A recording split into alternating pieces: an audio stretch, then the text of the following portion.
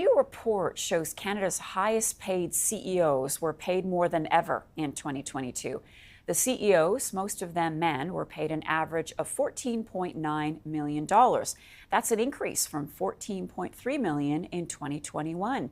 CTV's Colton Praill is joining us now with more from Ottawa. Colton, good morning and Happy New Year to you. So tell us more about the disparities between the average earner and top CEOs in this country. Marcia, we're seeing these numbers climb expeditiously. I mean, just shy of $15 million last year is up significantly from even 15 years ago when they really started tracking sort of this data across the highest earners in the country. But what we're really seeing isn't just that the increase has jumped so high, it's the smaller increases, the year over year. To put it in context, in just about 15 minutes, most of those top CEOs will have made what the average Canadian makes in a year, just over $60,000. They'll earn that money by just about 9:27 this morning. It's a difference that is massive, and we're seeing it across the board. It's not just the $14 million that they were paid on average in 2022. It's also the yearly raises and the impacts that we're seeing compared to the average worker. We talk about inflation and that affordability crisis, the impact that Canadians are feeling day after day.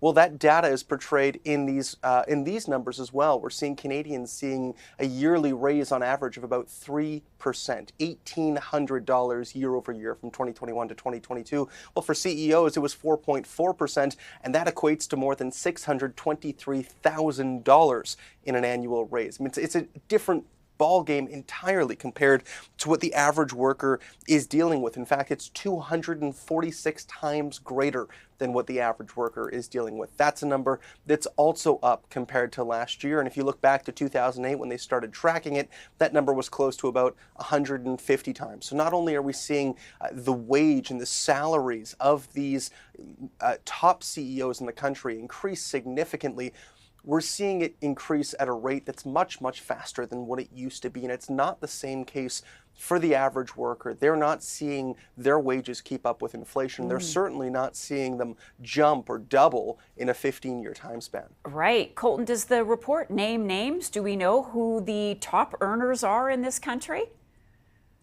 We absolutely do. Most of them are large CEOs for different sorts of brands and industries. For example, Restaurant Brands Incorporated, their top executive as well as their CEO are both in the top 10. Tobias Lütke, the CEO of Shopify, is among those top earners. Most of these CEOs are known in a business perspective, but they're not companies that you would come to think of because they're conglomerates that own larger brands. So Restaurant Brands Inc., for example, that's the CEO of Tim Hortons, Burger King, and Popeyes, and their top executives bringing in about $150 million a year. The CEO bringing in about $30 million a year. And so these are powerful, powerful players, but they're not necessarily people that most Canadians will have heard of. Interesting. All right, Colton Praill for us in Ottawa. Colton, thank you for that.